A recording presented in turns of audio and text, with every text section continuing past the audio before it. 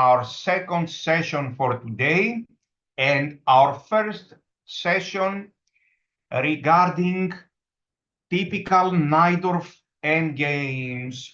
Yes, of course, if you search the database, you will find all sorts of endgames from all sorts of variations in the Najdorf. Chess is a very rich and endless game. But as I said earlier, I chose some types of endgames which I consider very important and also very common. So here we go. So I have to thank my dear colleague chess player for his kind words that I see in the chat. So let's continue. And here we go. The Najdorf. Which line are we going to show? It doesn't matter because in pretty much all of the lines, these endgames tend to be common. We will now study opposite color bishop endgames without queens at the beginning, which is common in the Najdorf, and especially for some reason, black has the dark square bishop against white's light square bishop and possibly other pieces as well. So, as we said earlier, I see bishop e2, I play bishop e7, and yet black played bishop e6, like Fischer used to play, but this move is considered slightly dubious in our days. So, this is more common now, bishop e7. Anyway, bishop e6 is also acceptable. White played bishop e3, knight bd7, f3. Already this move f3 doesn't fit well with white's ideas. It's what we call an inaccuracy. Usually f3 is combined with long castling, but bishop e2 by white is combined with short castling. So white has to decide. f3 and bishop e2, they do not fit well together. What is the result? Is black winning? Is black better here? None of these two. Black has comfortable equality, a lot more comfortable than he would have if white would play the normal lines of the Najdorf. The game has just begun. So rook c8, and in this position, knight d5 is already a mistake. That's a more serious positional mistake than f3. Let's see. How can this mistake be punished? Who will help us? How should black continue here? The mistake is of positional nature, which is good enough. We accept that with a lot of pleasure as well. So black is not winning or anything, but he can immediately gain the advantage. Let's see. Let's see a complete answer. Black has a good position with pretty much all the natural moves, which are two. Bishop takes d5 or knight takes d5, because as we already know, white is threatening c4. So there is no time to allow c4. Very good. So already the answer has been given. Bishop takes d5 is the correct answer, but after e d5, yes, the second best move for black, the second best move is g6.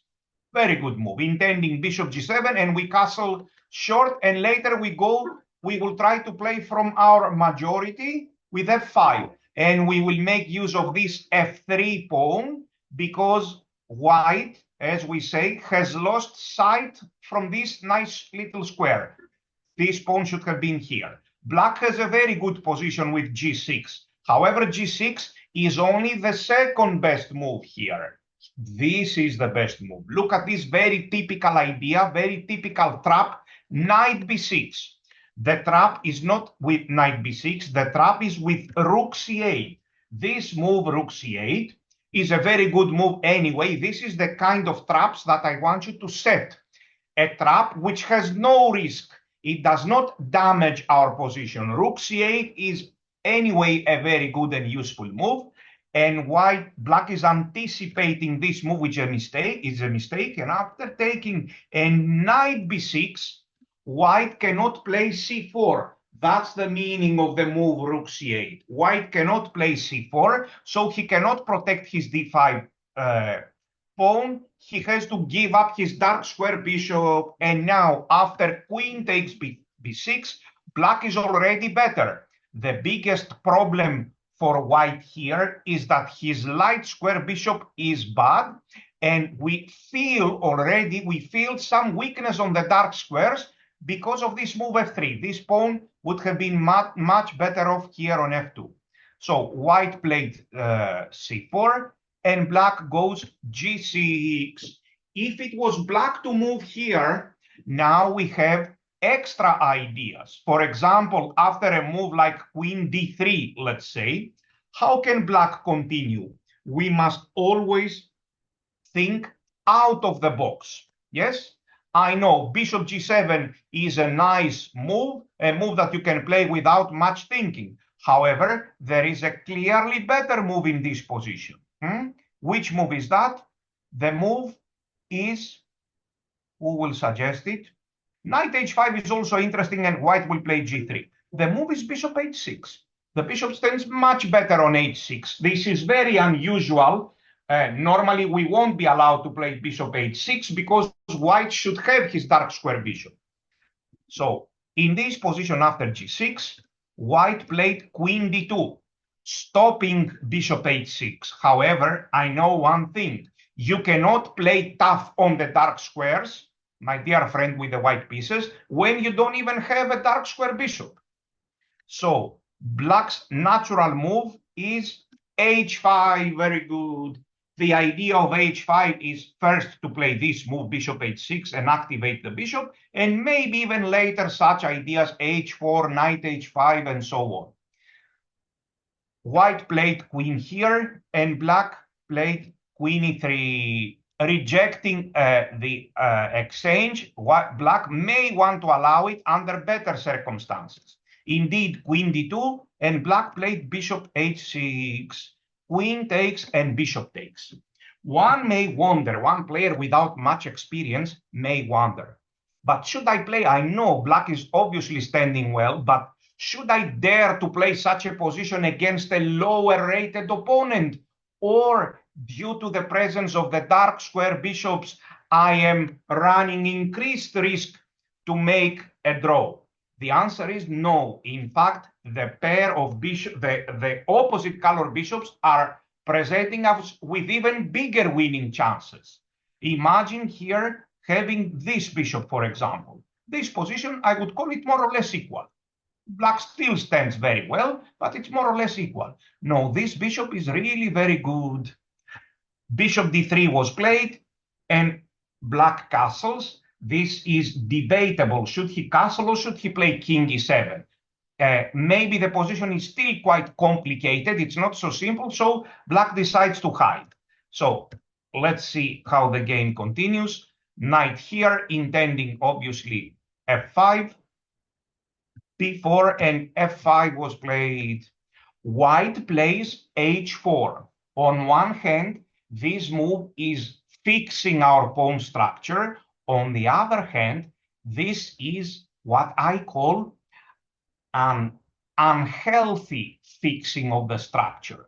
Why is this an unhealthy fixing of the structure? Because the h4 pawn is very weak long term. If white gets to play g3, then this construction, h4, g3, will be weak after a well-timed f4.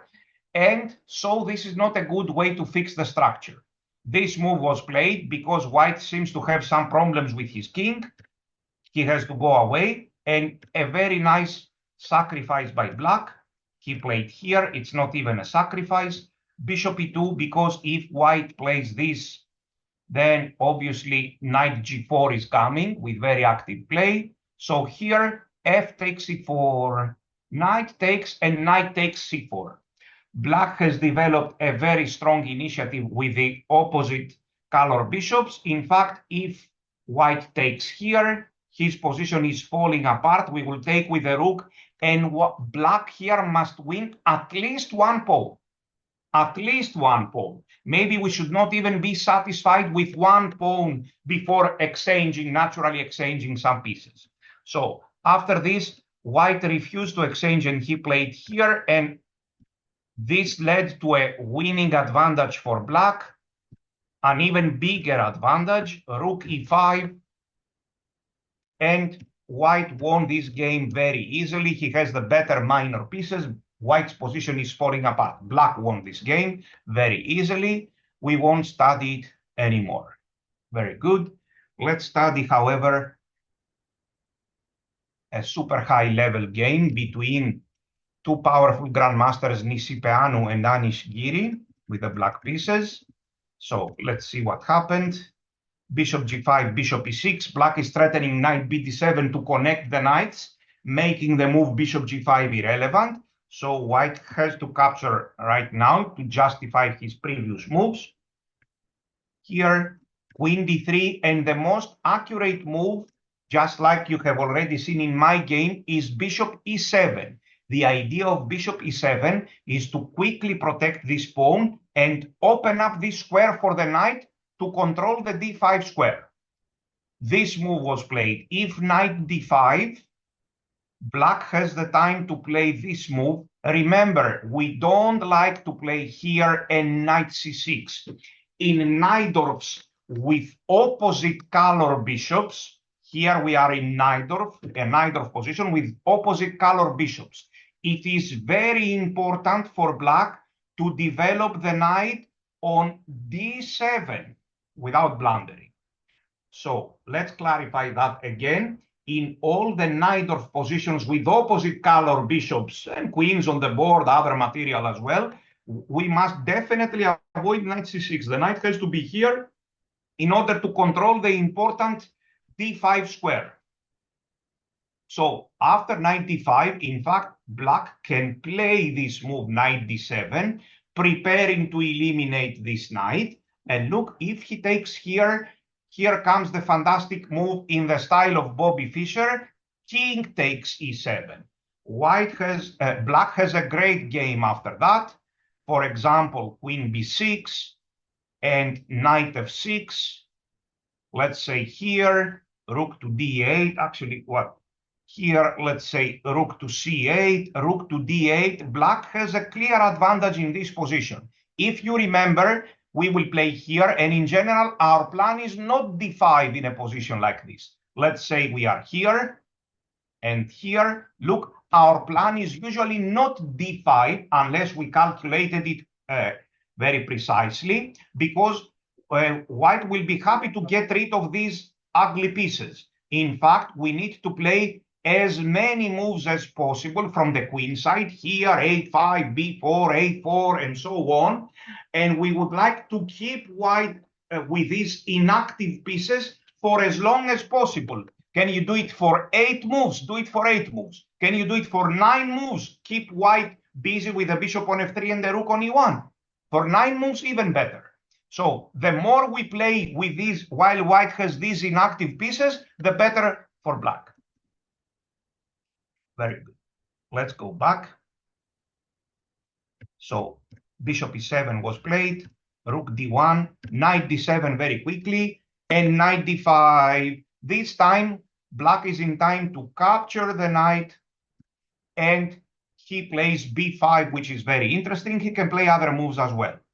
Bishop g4, and white is, of course, very much threatening to capture this knight on d7. But black goes knight f6. Knight b6 was also interesting. And after this check, he calmly goes king f8. There are no tactics here. And very soon he will play g6, king g7. So let's see what happened. Bishop h3. He goes g6, castles, and king g7. Very good. Now his black's task is to get rid of this annoying queen on c6. So he goes here, little by little, he will start threatening to trap the queen. And after queen b6, c3, queen b6 was played. Black may have a small advantage here. He will play, meaning they need.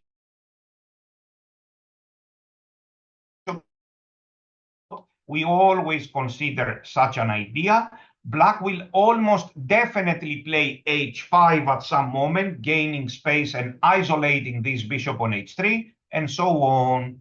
Let's see what happened. Queen e3, black happily takes it, and he plays a5. a3 and rook b8. Black has some initiative on the queen side.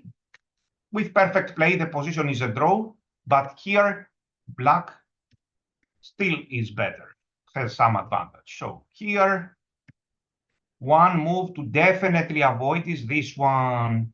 So here, knight e8 was played, a very high level move, because black can activate his bishop from g5. The bishop is coming here. This is not possible, of course, because this pawn is lost. So here, bishop g5 and bishop h6. Now the knight on f3 is trapped. It cannot go back to d2. So this move was played. White, of course, black has seen very, very deeply in the position. And after this, he goes for this exchange. He has a big advantage. So now some calculations. And finally, black ended up with an extra exchange. And this, he exchanged the right pieces. This is a comparatively easily winning game. Black immediately puts his pieces in. What a great player is black. Most players would be thinking to play something like this, winning, but it makes things a lot more difficult. Probably it's not even winning. After king here, black's rook cannot really abandon the fifth rank. For example, if he goes here, look, this move is coming, and king c4, and white has very good counterplay. White is definitely not losing here. So you see, look at his amazing technique. After bishop d5, black easily understands that placing the king correctly is far more important than protecting the pawn on f7. How about this move? No, absolutely not. This move will be a draw. Yes? So king c5 and bishop takes f7. Black is running no risk, of course. He goes here. He has calculated. And if king c2, rook a2 check is coming. So he wins this pawn with fine technique. He collects some extra pawns. b3 intending king b4. He takes here. And he calculated this, and king e4, white resigned here. What a fantastic performance. Very good. Let's check another game by Vishy Anand. You will see how all these super high level players, how deep positional moves they play, and ambitious positional moves. So let's see. This is a high-level bleach game between Arkady Najdorf with the white pieces and Vishy Anand the Great with the black pieces. After knight d2, h5 is the most common move. Let's see. Bishop g5, in my opinion, this is less good than g3. Bishop e6 is what we play here. Takes. This position and queen d8 appears to be good for white, but in fact it is very good for black. So c3 was played. This move is very questionable because now the poor knight on e2 is running out of squares. Then the g3 square is not good enough for the knight. After this, we will play g6, and the knight is not going anywhere. So knight d7 was played, and h4. And here, Vishy Anand took this knight. It may be interesting, but the typical idea of g6 is also appears to be interesting. So he takes here, and bishop e7 in the game. White's problem, minor problem, is the knight on e2. While remember, in positions with opposite color bishops, where should the black knight be developed? Exactly where Vishy Anand has developed it, on d7, and not on c6. Very good. What is happening after this? After this, most likely, white is going to lose quite fast. This is coming. This is a threat. White is seriously lagging in his development. So he's not going to take the pawn. g3, castles, bishop h3. Indeed, white would be very happy to capture this knight on d7. But black goes knight f6. And after this, he goes b5. Black has some advantage in this position. The reason is that this knight on e2 is bad. This is the main reason. Black may consider at some moment d5, but what black wants in general is to develop the pieces and activate his bishop from e7. His bishop from e7 can be activated in various different ways. It can come in this diagonal, it can go to this diagonal depending on the situation, or it can be activated with d5, with a well-timed d5. So rook d1 was played and black goes queen b6. White castles, a5. Let's see, bishop g2 was played and rook f to c8. Black is not dealing with d5. He is forgetting about this idea. Black wants to play for the initiative on the queen side, and white has a very misplaced knight on e2.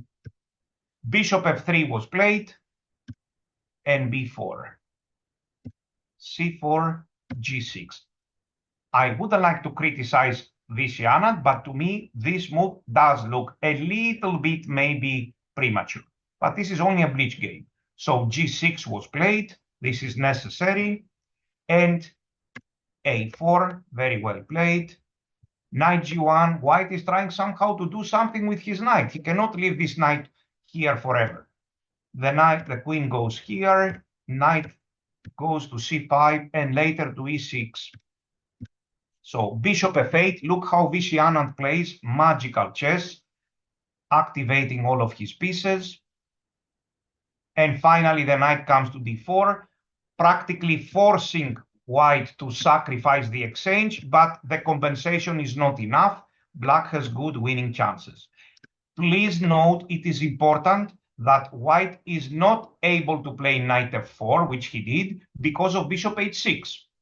And here, some complications begin, but this is a winning position, a winning endgame. Vishy Anand has seen very far. He collects as many pawns as possible. White's idea is very clear. Bishop here intending rook e1, rook e8. But Vishy Anand has seen deeply. He plays rook c4, let's see. Here, and king g7. The rook goes to e1, and now rook d4. Whenever the rook comes to e8, black will sacrifice on d7. So here, takes and takes. This is a theoretically winning endgame for black. Let's clarify that, because soon white will lose one of these two pawns, and he will win the b4 pawn.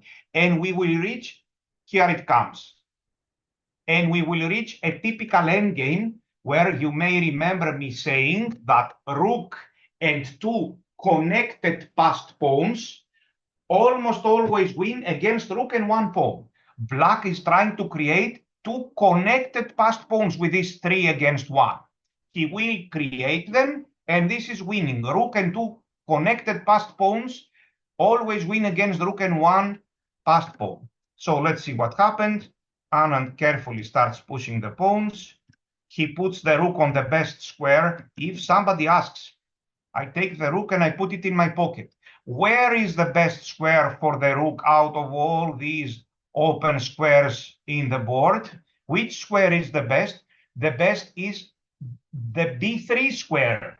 Of course, I am guarding white's b pawn. This has to happen. And I'm cutting off the white king. The best square is this one, cutting off the king and keeping an eye, of course, on the pawn. Very good.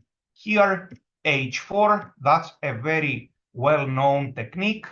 f3 was played. White didn't make any mistake afterwards, but his position is completely lost.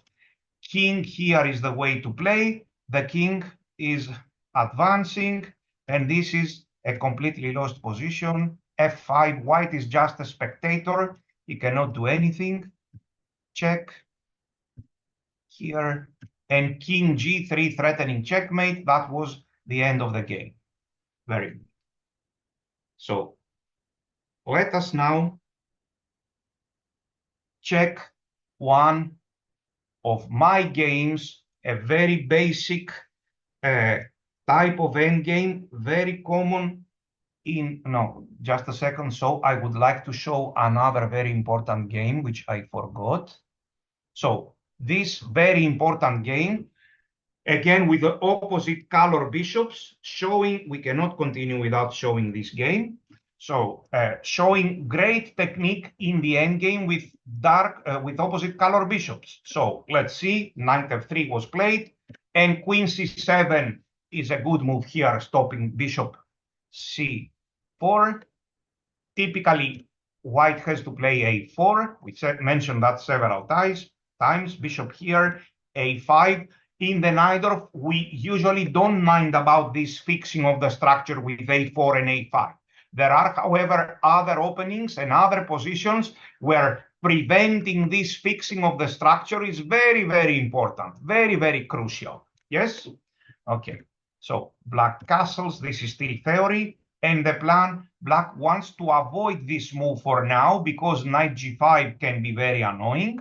So he wants to play here, and in case of castling, knight c5, threatening this pawn. And after this, there is no knight g5 anymore, and black simply goes bishop e6. So of course, white can play in other ways as well. So he played this sort of complicated theory. Here, some complicated theory. Don't worry about these moves. These are just some kind of analysis. And they reach this position, which does not appear to be good for white. Let's count the material. Black has bishop and 2 pawns for the rook. And he played here, threatening the pawn on a5. This move is very good. Castles and f6, because this pawn, of course, was under attack now. f6. I think it's a very good idea to exchange the d6 pawn with this a5 pawn, which was now cramping black's position. So black has all the risk-free game and very good chances to win the game. So b5 was played. Here, a check first. Look, this is very accurate. Look. Yes, we can play h6. However, in that case, white will move his rook somewhere. And after this check, he will most likely play here. So every move matters. You see, first check, now that there is no king f1. He has to go king h1, far away from the bottom. And only now he plays h6. Black has very good winning chances.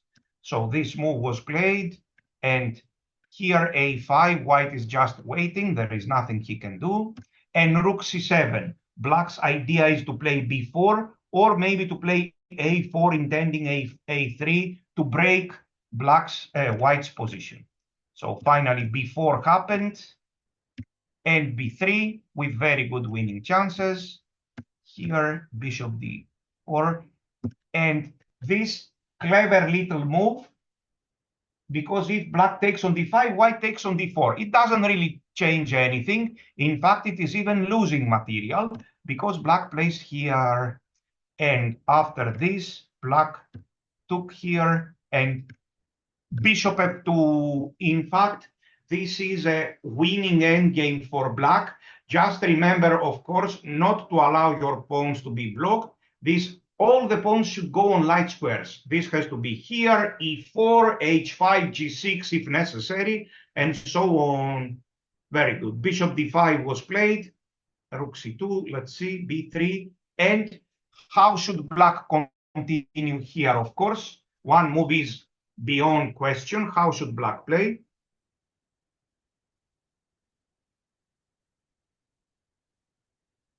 Which is the right move? And first priority, it's a matter of priority. Should I play here? I can play it on the next move, right?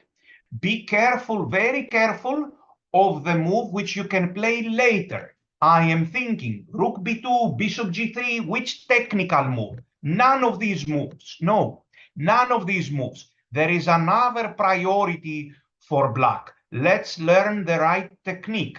Which is the priority? Now some players started mentioning it. Which is the priority? the priority is, of course, to play f5. Without any doubt, this is the move. I want to avoid such possibilities here, such possibilities, and so on.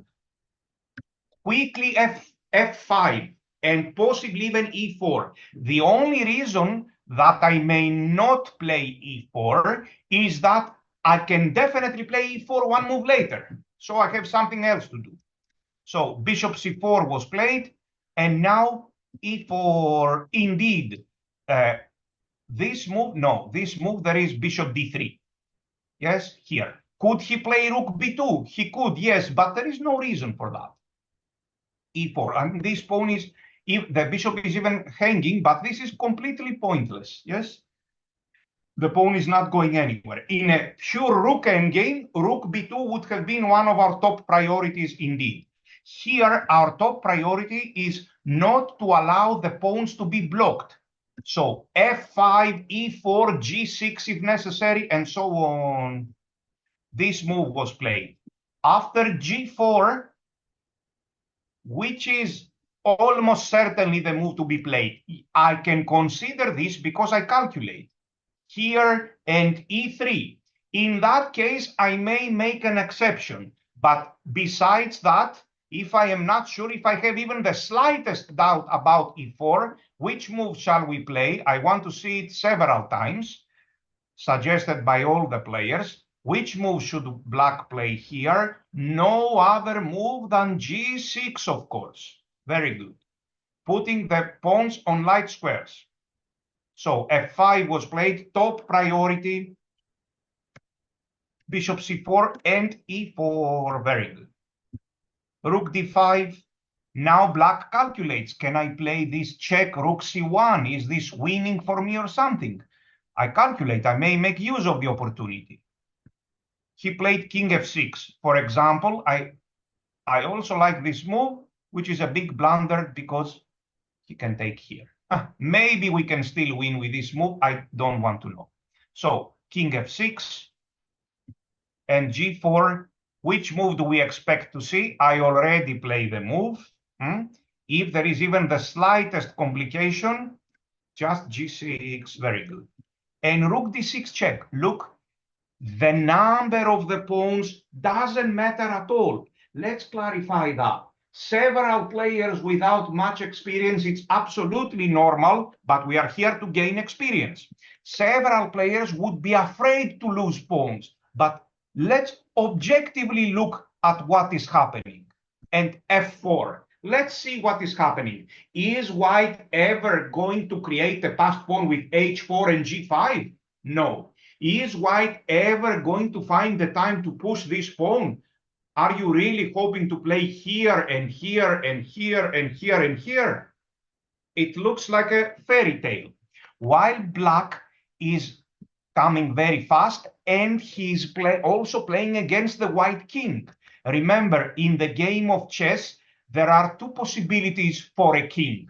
It can be part of the attack, part of the energy, or it can be the problem, part of the problem. It can be checkmated. Here, look, the black king is part of the attack, part of the energy, and a very powerful piece. The white king is not just a passive piece. This would have been good for white if it was just a passive piece. It is a piece that it's in danger, and if it gets checkmated, it's the end of the game. Yes, so it's a big problem, in fact. It's not that the white king is passive. The white king can be checkmated. So look, he gives this check and king d4. Let's suppose that he takes here. Are we really afraid of this g5 and then g6 and then g7? First of all, it's even black to move. Rook, and I play here, of course, and I'm threatening all these checkmates left and right. So is he ever going to push this pawn? No. Is he ever going to play here? No, that's annoyingly slow. In fact, in this position, if you think about it, even strategically, white has only one really dangerous passed pawn, one pawn which could possibly 1 in a million become dangerous, his g pawn, right? The other two pawns, forget about them. They are never going to play a role in this game. So black already has 2 pawns. These 2 pawns, of course, they are all very dangerous. But black's main idea is, of course, to play for checkmate and finish the game, right? So we must make these illusions disappear, right? King e5, he takes here an f4, quality over quantity. Very good. So let's see what happened here. Rook e6 check was played. This is good enough. And he takes here. Why did white take here? Because he doesn't even have something better. So f3 was played. This move can be played in seconds. And rook d6 check. The king goes to e3 and then to f4. g5, bishop g3, threatening all these checkmates. And white resigned here. It is no coincidence. We are threatening the rook. And if here, check and check and check here, and he will take this and he will win the game. So it is no coincidence that there is some sort of checkmate, right?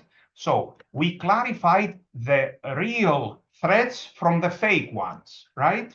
Very good.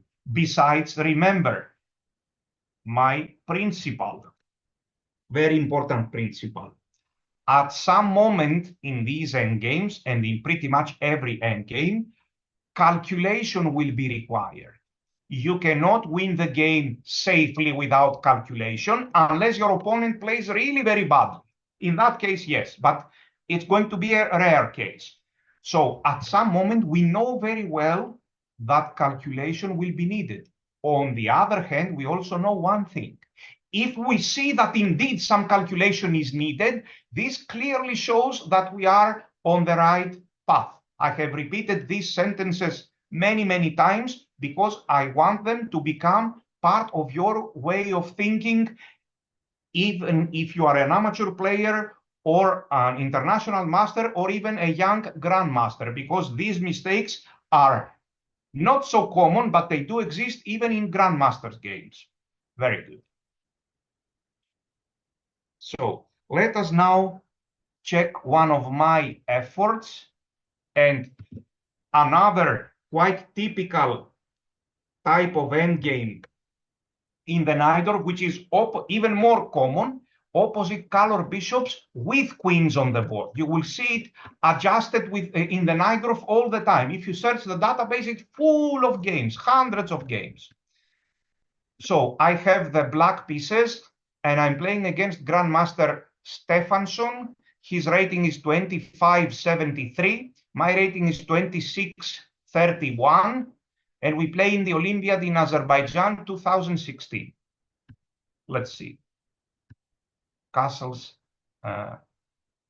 bishop e3, and bishop e6. Knight d5. How should black continue here, I wonder? Who will suggest the move for black?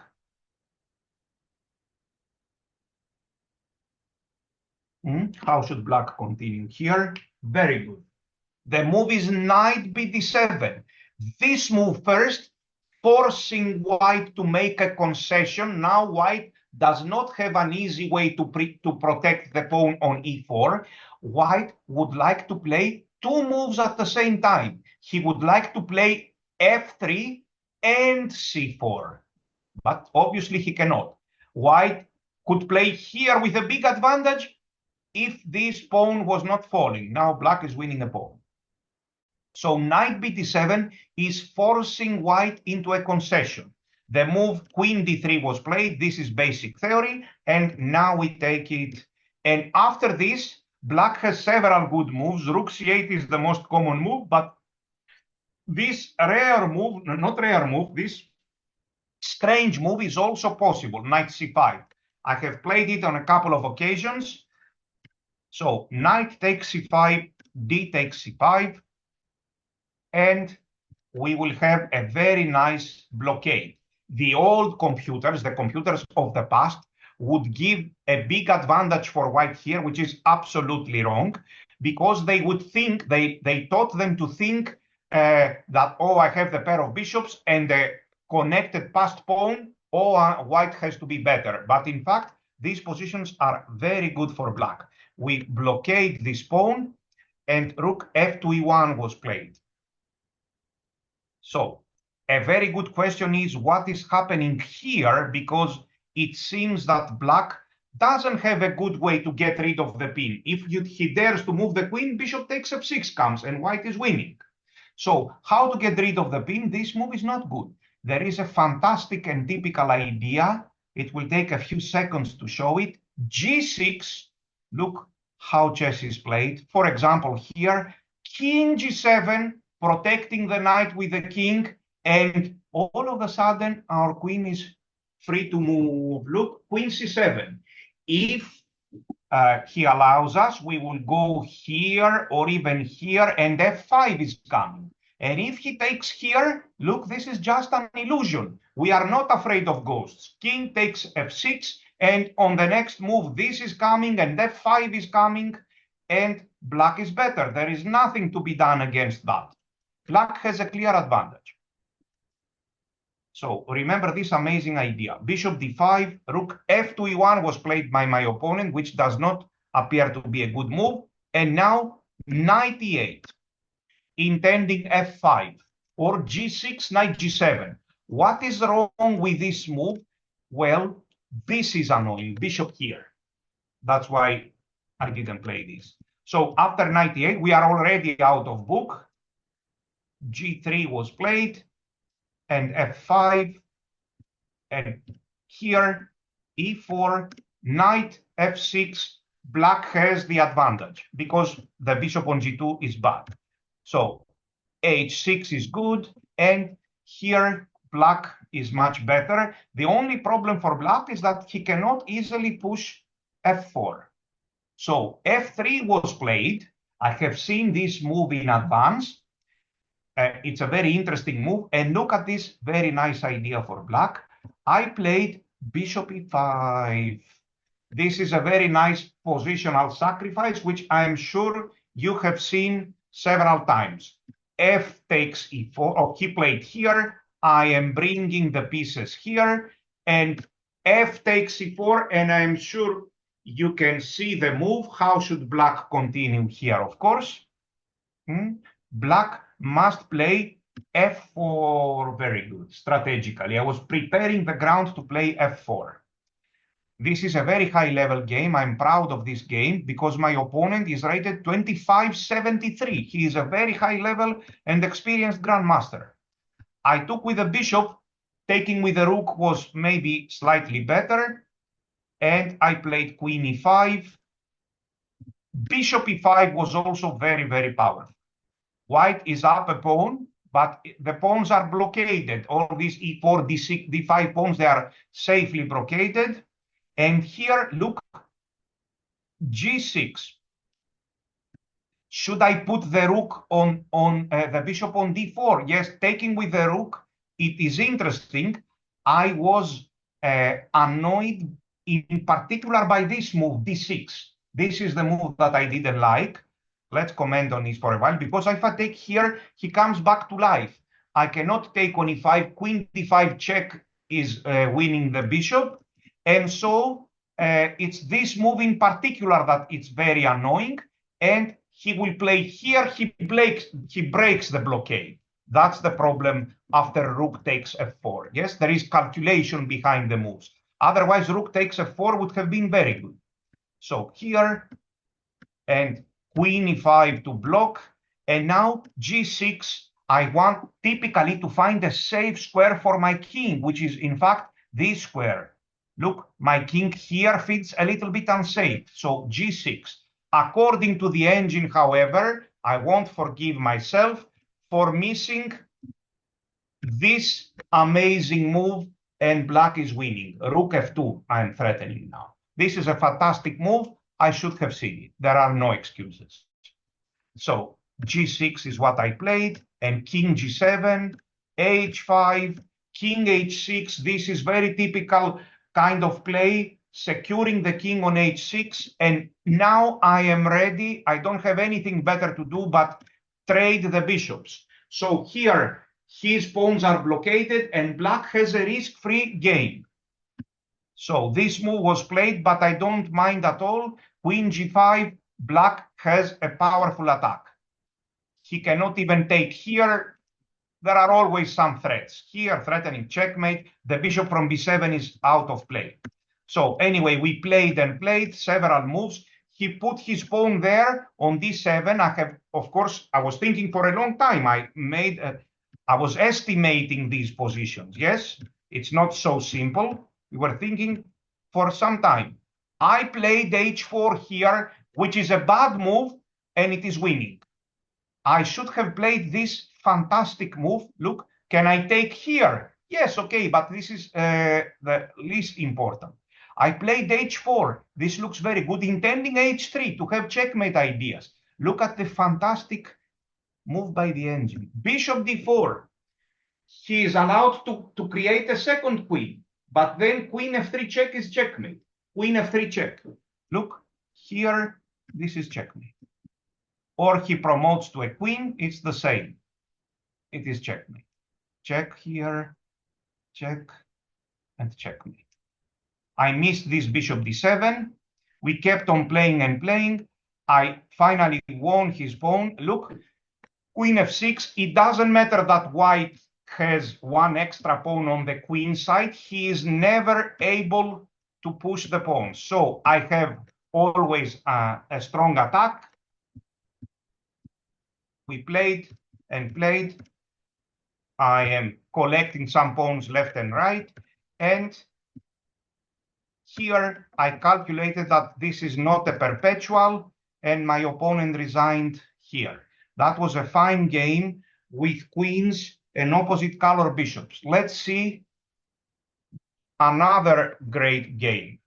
Of course, there was a lot of calculation behind the moves. Yes, chess is calculation. And of course, there were even some calculation mistakes by both sides. Yes, if you check with the engine, of course, there is no game without mistakes, almost no game without mistakes. This is a very high-level game. Sergei Tivyakov with the white pieces and Morozevich Alexander with the black pieces. Again in the Najdorf. G4, this is a theoretical position. They play queen c7 or b5. So king b1, rook f to c8, g5, and knight h5. We already discussed about this knight h5 move. On one hand, it stops this advance. It can never happen. It also stops this advance. We always take with the knight. On the other hand, by itself, the knight is out of play. So now white focuses in his play in the center. He has to take with a pawn, but on the other hand, this is coming here. Of course, knight b6, these are some kind of theory and analysis. White, his c2 pawn is hanging, he cannot take here. His c2 is hanging. So he plays here, rook e8, he takes it, and bishop f8. Black has sacrificed the pawn, but he has several advantages. One advantage is that this knight is misplaced on a5, and if it goes back, it always allows this annoying move. And there is another even bigger advantage. Black will have a very, very powerful bishop on g7, while white's bishop is not powerful at all. So rook d2 was played. Rook e5, he takes over the file. We are waiting to see the move g6, of course. Indeed, after this, g6 was played, and the bishop is coming to g7. Black has tremendous compensation for the pawn. This move was played. Rook f5, after a lot of calculation for specific concrete reasons, is a very high-level move. Finally, bishop g7. So they play and play. b5. You see, for so long, black is playing with his pieces. After he moved his pieces several times, now comes the time to push pawns. Yes, in very open positions, we prefer play with pieces. And when this play comes to an end, more or less, then we start pushing pawns. So here, another fantastic move by black, rook b8. Another fantastic move because a5 and b4 is coming. a5, let's see, he takes here. So some calculations, and finally b4, opening up the bishop from g7. Look what happens now. Pawn takes and check. But black doesn't mind. He knows that bishop f8 is only temporal. On the other hand, black managed to get this annoying pawn on b4. Remember this pawn in the Sicilian. Now the white king is permanently weak. Previously, we were talking about such a pawn here, about such a pawn with his pawn on c2. This would also be even more powerful, but let's say black was not in time to do this. Yes, b4, and the white king is permanently weak until the end of the game. This b4 pawn makes sure that there is no c3, no a3, and b3 can hardly ever be good. This is a similar situation. b3, very high level tactics. What has he calculated after bishop takes f3? After bishop takes f3, obviously he calculated this queen here, or maybe check first. Yes. If here queen c1, and if here this check with a winning endgame. So here, this is a completely winning endgame with queens on the board. At some moment, black wants to play bishop g7. So here some tactics are involved. Queen g1, and queen takes g5 finally. Here, all the time there is some tactic. And finally, black managed to do this. And now black's idea is, of course, to collect some pawns on the way if possible, and to manage to play bishop g7 somehow, or move the king here and put the bishop on f6 somehow and give checkmate. So he gives these checks, and here he collects one pawn on the way. High-level grandmasters do this. And here I really, really like black's amazing technique. I would never enter an endgame without queens. I would consider it unnecessary risk. I would keep on playing with queens on the board. However, this is a really fantastic move. I wouldn't bother to calculate this endgame where white's pawn are fast. But in fact, Morozevich does bother to calculate it, and he sees that this is a very, very easy, a surprisingly easy win for black. Look what happened here. He doesn't even bother to defend against the pawns. He plays this f5, intending e4. White is pushing, but the defense is annoyingly easy. Look, again, black doesn't even bother. So easy is his defense. And here, look at what setup black had seen to stop white's pawns, and then he wins. Black has seen this setup, and then he wins with a lot of ease. Look, he puts the bishop on d6, not on c5. White is pushing, and black controls everything. He pushes h5. White resigned here. He can try this, and look, black has blockaded everything. It's really unbelievable. And then he has 4 pawns which start pushing. This is what he saw, and he won this game. Very good. With opposite color bishops and queens on the board. We have some more endgames to see. You will now see the same type of endgame 2-3 times. Look, because it's very common and very instructive. So knight here, knight bd7 is the move, once again forcing a concession. Here, white is supposedly threatening c4. However, in this particular position, black can castle according to the analysis. This is an exception. And white can indeed play c4. This move has been played, but now, according to concrete analysis, black can play b5 with very good play. So this is an exception to the rule. He castled, and after castling, finally, bishop d5, e d5, and we have already seen this strange move, knight c5. There are other good moves for black, rook c8, knight e8, intending g6, and so on. So knight c5 is a strange move. You have to have quite some knowledge of this position in order to play it. So here, h6, and white played bishop c1. Once again, we know what we will do after this. Who remembers the move for black? A very unique move, a very unique idea for black, how to get rid of the pin. Do not dare to move the queen. Bishop takes f6 is coming. So it's g6 followed by king g7. For example, here, king g7, he plays a move, and off we go, queen c7. Very good. So let's see what happened after this. Queen d7. There are also other good moves, but these are good enough. Finally here, rook e8. Let's continue this game fast. So they play and play, and they reach this endgame h5, intending g6, controlling some light squares, and g6.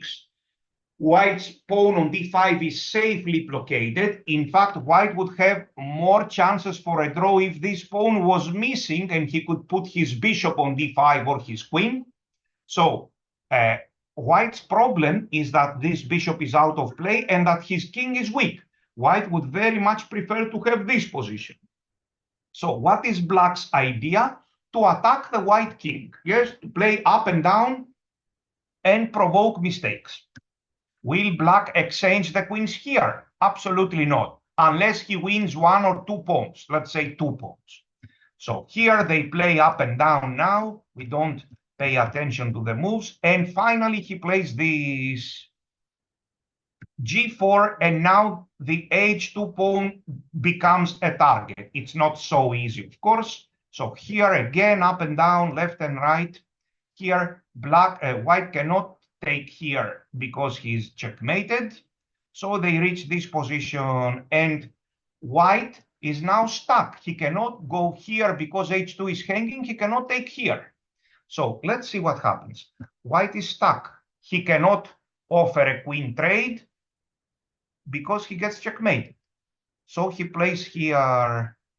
Black moves the king away to avoid any unnecessary, annoying little checks. So white has nothing to do but move the bishop back and forth. A very bad situation. White found himself in a bad situation. On the other hand, let's clarify something. Here, look, let's suppose that white plays, for example, this move. The queen is coming here, and if here we play queen f4, that's the same situation. So if white goes here, for example, in order to protect his h2 pawn and avoid king h3, how will black continue in this position? What do you think? How will black continue?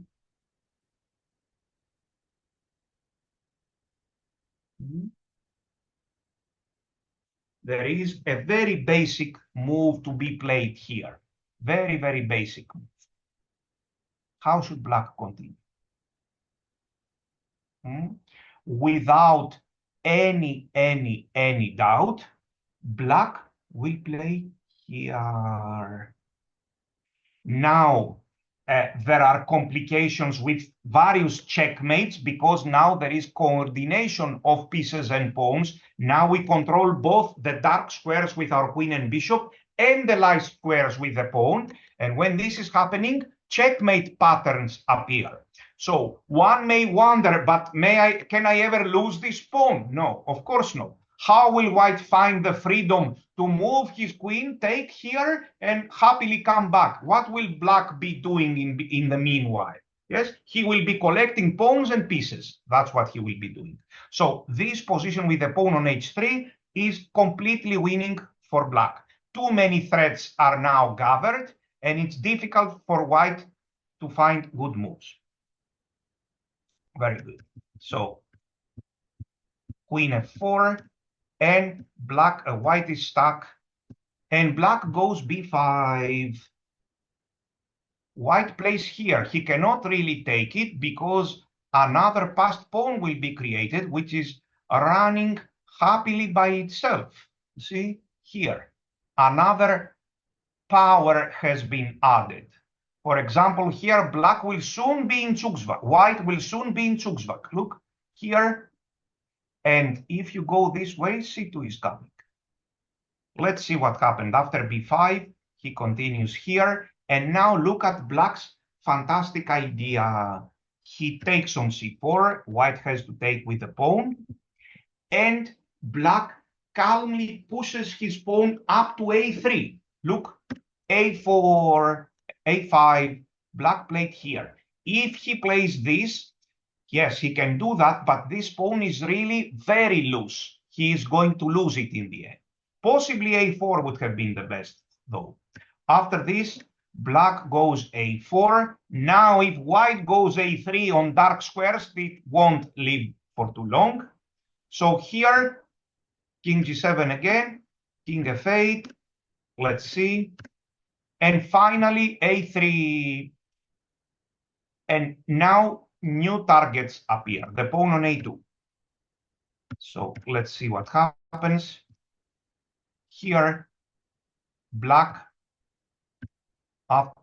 white found himself in a very strange situation with Zugzwang, with threats all over the board. And now this move comes. And here, and finally, look, with tactics all the way. Do not go to create a passed pawn. Absolutely not. These pawns will stay here forever. Only if we win this pawn, we will start pushing f5. Yes, the role of the pawns on f7 and on g6 in this endgame are to provide safety to our king and nothing else. Very good. So finally he comes, and now a bad moment for white. He allowed this move, and this is, of course, a completely winning endgame. Here, white didn't bother to continue. He resigned in this position. Again, let's feel the power of these very basic and important endgames. Let's see. See, I got something very similar, and many other grandmasters. So let's see. Knight d5, again, knight bd7. This is a game between two very high-level female players. Pogonina is with the white pieces, Natalia Pogonina, and Huang Qian from China is with the black pieces. This game was played in 2004. So once again, by coincidence, the same variation. This is just a coincidence and nothing else. So they play and play. G6 and f4. Anyway, white has a bad position. This was coming here, and f5. Something went wrong for white in the opening. So they come again in this kind of position. White's big problem is the light square bishop, which is not doing anything. So black is exchanging the rooks. Let's clarify, please, something. What should black do? There are no other open files for the rooks. So since there are no other open files for our rooks, the best thing to do is to exchange our rooks, because look what else will happen. In order to see this, we have to play, let's say, a move like this. So let's suppose we are here and I play a random move. So I play here. So black it's white to move. Black is thinking that he doesn't have anything better to do with his rooks, but to exchange them.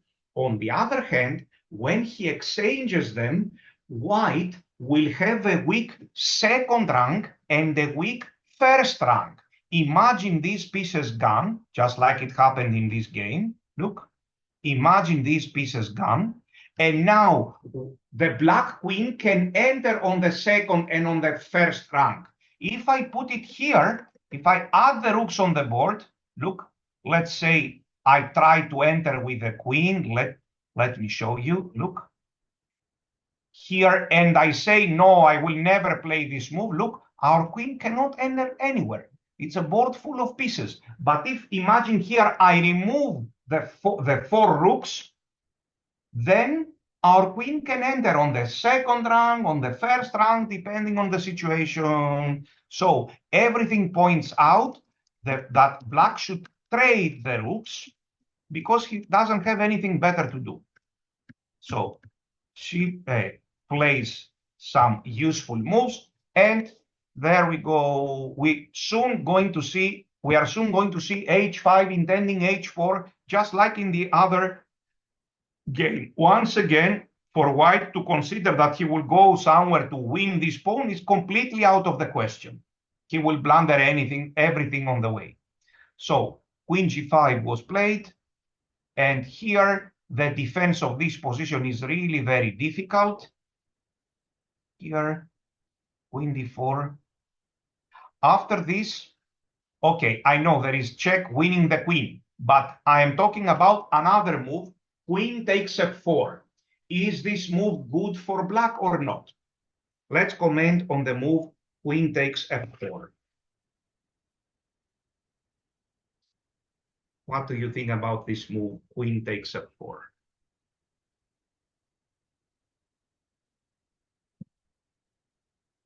Hmm? Is it good or is it bad? So the answer is that, in fact, the move is quite good. This is winning. Here, bishop takes, and soon black will be able to play here and g5, g4, and win the game. This pawn is completely irrelevant. Another idea for black, as correctly pointed out, is even this. We can even collect this pawn. So queen takes f4 would be winning. Let's see what happens here. Check. Is this good? Even this, under some circumstances, could be winning, but he doesn't want to risk it. Here, queen e2, let's see, they play up and down. Look, what is black doing? Yes, this is what she is supposed to do. She is moving up and down, trying to create problems, try to make white lose on time, lose time. Also trying to make white feel tired because defense is very tiring and she can go wrong afterwards. It's nothing personal. Chess is a tough game. So here, and king g7, they play up and down again and again. Finally, h4. And now black, you may remember me saying in other positions with many, many pieces on the board, since this move can hardly ever be good for white, we are not worried about this move. Strategically, it is wrong. Queen takes h4, and the king is very exposed. Plus, we have a nice passed pawn on f7. So, since white is not going to take here, black will keep his pawn on h4 forever in order to combine ideas with h takes g3 or with h3 check. h3 check and some sort of combination. Who knows how and when? Chess is full of possibilities. So we won't just take on g3. No, we will keep the pawn on g4, on h4, for as long as possible. And we are looking for a moment to put it here. The moment can come literally at any moment. For example, he goes, let's say we are here. He goes here by mistake. Yes, our opponent can make a mistake. There you go. I pass this pawn to h3. We go here, and now we have a lot of chances to win the game. So they play up and down. Finally, f5, trying to do something. And queen h6, very nice idea, intending h3. And finally, white was forced to take. So here, and again, the attack continues. It's so easy to attack and so difficult to defend. And this pawn is gone, and now the queens are exchanged. And now, once again, a very easy win comes. This is coming here. Remember all the pawns on the light squares. King to g5, f4, f3. This is just like a procedure, typical procedure. And black won this game. Very good. we have enough time, I would also like to see another Najdorf game between Zhu Jiner, a high-level Chinese woman grandmaster, but this game was played in 2015. She was very young back then. And Zhu Wenjun, of course, the great Chinese woman grandmaster. So again, this line, they play and play. Bishop takes f6 and queen takes f6. Make no mistake, in this position, black has the advantage. It is very difficult for white to stop g6 and f5. Really very difficult. The big problem is this bishop. So here, and of course, g6, queen d2 threatening the pawn, and king g7. Now, one may wonder, should I play this? Should I offer a queen exchange? Black is still better after this, but the answer is no. Black should keep the queens on the board in order to create even bigger threats. White's queen is really not threatening. So here, finally, the queen moves, and as promised, f5 comes. And queen f6, they play and play. This h5 and later h4, this is also very typical, gaining space and taking en passant. So some attacks left and right. And again, this trick, which you saw it in my game. And they got this position, another version of the same thing. Very common in the Najdorf, as you can see. So this appears to be a fantastic move. Of course, black is threatening this nice little move. So white has to take the pawn or play here. Oh, but white cannot really take the pawn because she is losing at once. After this check, the bishop is lost. So queen f2 and bishop here very easily. Check, and she wins this bishop, and that was it. Black won the game in this very nice, typical endgame. Let us now check something totally different, but totally different. So this is a famous game, Keres-Fischer. Fischer with the black pieces would play his beloved Najdorf and crush everybody. And Fischer with the white pieces, whenever he would face the Sicilian and the Spanish, he would win. But in the Caro-Kann, the semi-open openings, the Caro-Kann and the French defense, he had less good score with the white pieces. So here e6 and bishop e7, queen c7, knight bd7. This was super main line back then, 1959. Bishop e2 is a move that now is considered not so good by the theory, and black goes b5. Please remember that back then, the players did not have an advisor with a rating of 3,600 to tell them that this is not just a mistake, but I will tell you exactly how big or small mistake it is. It's minus 0.63. They didn't have such help.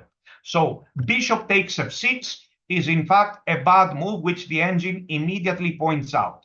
Let's see what happens now.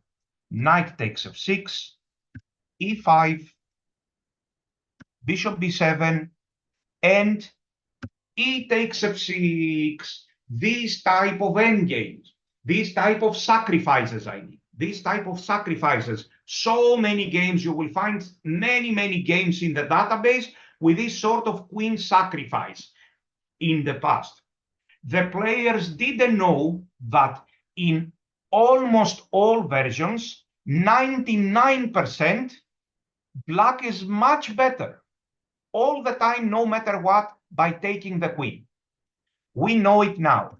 So here, and bishop takes f6, and d5. Black has a big advantage, but black even has a big advantage if he castles, threatening the bishop. And let's say here, so let's comment on this position for a while. First of all, let's check the material because I'm confused. I'm kidding, I'm not confused. So we have three, queen and one pawn, queen and pawn for rook, knight, and bishop. Queen and pawn for rook, knight, and bishop. However, there is one big problem. In positions where somebody has extra pieces, white has extra pieces, it is very important for the pieces to have strong squares. Strong squares for white, weak squares for black. This way, the pieces can use the strong squares and they can never be removed, and the win is usually very easy. However, if there are no strong squares in the position, the pieces can be much worse than the queen. And here, white has even more material than 3 pieces for a queen. He has 2 pieces and the rook for a queen. And yet, there are no strong squares. Black will play, for example, a move like d5 or a move like b4. Look at this move here, and d5. You see, there are no strong squares in the board. You can say this is strong square, but this is under attack. On the other hand, if we play this move, which is 2 question marks, now the pieces will adjust in the strong squares. Even one strong square can be enough. Maybe even here, for example, you see, and the pieces will win the game very easily. The queen is unable to do anything if the pieces are stabilized, if there are strong squares. Very good. So, however, in a position like this, there are no strong squares. The pawns on e6, d6, b5, they control everything. So this is what happened in Fischer's game. Bishop takes d5, and Fischer entered this endgame. He developed his rook this way. They played and played. Now there is some compensation for a draw, but not enough. Let's see. Check. So rook g6, black is activating his forces, and they enter this endgame, which can be analyzed. You can see the full analysis in Fischer's favorable, these 60 memorable games. So rook d4, this position is not a fortress. I remember Magnus Carlsen quoting very wisely that he does not believe in fortresses. I believe he means that on several occasions it appears to be a fortress, but very often it is not. It can be broken. Like in this position where Fischer managed to win this endgame after precise play. He managed to push his f-pawn and promote it, or let's say win material here. So we are learning that this sort of sacrifice is always very good for black, 99%. Let's check another game with that. Here it is. So let's see, this game was played in 2017. In a slightly different version. For example, h6, bishop h4 has been played. And now here, b5, e5, the bishop comes to b7. Black is already better, in other words. And e takes f6, very romantic, but bishop takes f6 and f3, and he is better. Bishop takes f6. Yes, we will sacrifice some material here, and black has a big advantage. He played d5. Check, and king f8. In fact, as far as I remember, this move is much better, ready to bring the rook and then go king f8. And instead of playing this d5 here, trying to trap the bishop, which later he failed to do, a more simple solution is to just castle, forcing him to go here and now play a move like d5. The reason here it's not so clear, we have a knight on f6 instead of a bishop on f6, and this means that this knight is left unguarded for some time, but still look at the other 2 minor pieces, they are not good enough, and black will be able to create an attack. Black is better in this position. But let's see what happened in this game. Look, what happened is that after some time, they play, and look, can you describe in words what happened now? What the difference is? Hmm? What is the difference in this position compared to the previous one? This position is full of holes, full of strong squares for white, weak squares for black. This is what makes the difference. Now the pieces, the rook and two pieces, or maybe even the three pieces, are better than the queen. Yes, because there are these stable squares. So here, look, white goes rook c1. He finds strong squares and the queen cannot do anything. The whole army is protected. White could even do this and come here and collect this with his king, theoretically, under some circumstances, because black has nowhere to strike. You see, the problem is stability. Black is exactly trying to break this stability, but another form of stability occurs. Look, and rook here, very well played, and bishop d5. White has created a new chain. This is called chain. All the pieces are tied together, and the queen is moving up and down. This is a result of the presence of strong squares. The d5 square is strong, the e5 square is strong, the d4 square for the rook is strong. They are not controlled by black pawns.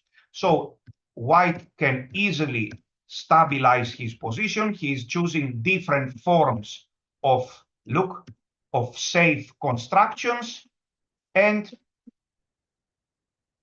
he played maybe even not the best moves, but good enough to win the game.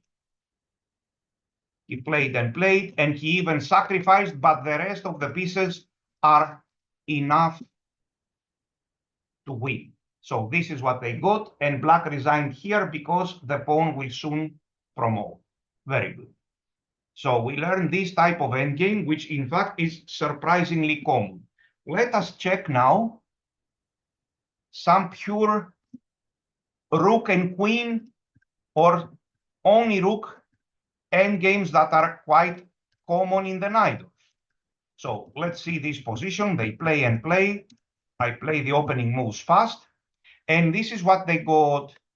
White initially had the advantage, but somewhere he went wrong in this very complicated Najdorf. And as a result, as so often, white has weakened his king by pushing the pawns in front of the king. Black even dared to collect this pawn. Theoretically speaking, even if black castles here, he has the advantage because the white king is permanently weak. Imagine some sort of castling short and then g4, h4, which sometimes white plays, and then imagine opening up the center by playing d6 to d5, exchanging several pawns and pieces, and be left with a position like this, where the safety in the two kings is obvious. But black is a super high level player, and he took on g5, and he took here with check, and he castles, and rook d7. If I would make one small difference, let's say take this pawn and put it here, this would provide the white king with a safe shelter, and in that case, possibly white's activity would be enough, although he's a pawn down, will be enough for the draw. But the permanent problem for white is, of course, his weak king. So b5 was played here, queen g6, some safe moves, stable moves for black, and black has a big advantage. They kept on playing, and he took here. Black is winning because of the weak white king. So some moves were played. He started collecting the material, and here already white resigned because this is a completely lost position. Very good. Let's check a few more examples in rook in heavy pieces endgames coming from the Najdorf. Here is a Scheveningen Najdorf. Let's see. So you see this kind of story. Usually in the Scheveningen Najdorf, where they both castles short. White is expanding with h3, g4, and f4. But if black manages not to be checkmated, which is quite possible that we won't be checkmated, and he starts exchanging some pieces, look, then the white king may find himself really exposed. Look, black is a pawn down, but the rook on a2 is misplaced, and there is a lot of compensation due to the permanent weakness of the white king. Once again, if I make a small correction and put this back here, white is better, but not with a pawn on g5. So here there is a lot of counterplay. Finally, black stole the pawn back. Find a good moment when you are not certain to steal this pawn and then come back and nobody will notice. It will go unnoticed. Look, we stole the pawn and we just keep on fighting.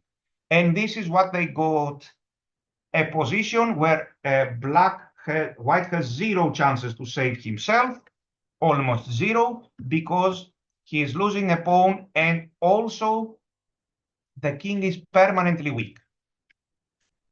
So here, like we can imagine, for example, that in a position like this, let's say here, even if black would lose this extra pawn, look, even if we were talking about such a situation, again, black would have winning chances, maybe even good winning chances. Why? Because of this g4, which is a permanent weakness. This should have been here with a possible draw. Very good. So black started pushing up and down. At some moment, he didn't play the best moves. Yes, this is correct. This endgame is most likely a draw. But this is not his endgame technique, is not our concern. What matters is that he could have won earlier. So here and king f7, this is winning. Check and king f6. Very good. So let us quickly check one more game from the past, 1990, between Dolmatov and Daniel King. Let's see. f4, we take it. Situation number 2, only the bishop is developed. We take it, and knight c6. Queen d2, and he castles. The right move is d5. No, here he can even cast. Here he can even cast. So they got to this position. Good play for black. And now there is some compensation. I'm not sure how much compensation. Let's play the moves a little bit fast. And finally, yes, here white was obviously counting on this check, but obviously he forgot this move. So he had to change his mind, and here. So this is a position that is better for black. Rook e5, rook f1, and here black played queen c4. We can, I believe, suggest another very interesting for black here, very interesting move for black here. And we will close the session by suggesting this move instead of queen c4, yes, which appears to be a good move and so on. Which other move is strategically good for black, at least from a strategical point of view? Who would like to comment? A very important move.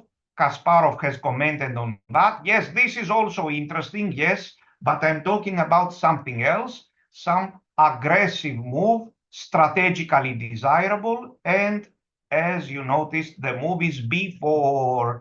In all the complications, we managed to pass this pawn to b4, and now the white king is permanently weak. Yes, in this particular position, he can play here, and we will play g6. It is not easy to imagine that white will give a checkmate on g7. Besides, we can always play this at some moment, yes? So here, a5 to strengthen our position, and black has winning chances. So we will now stop our study for half an hour, take a small break, and then we will continue with some more very interesting ideas in typical Najdorf Endgames. And bye for now. See you in half an hour.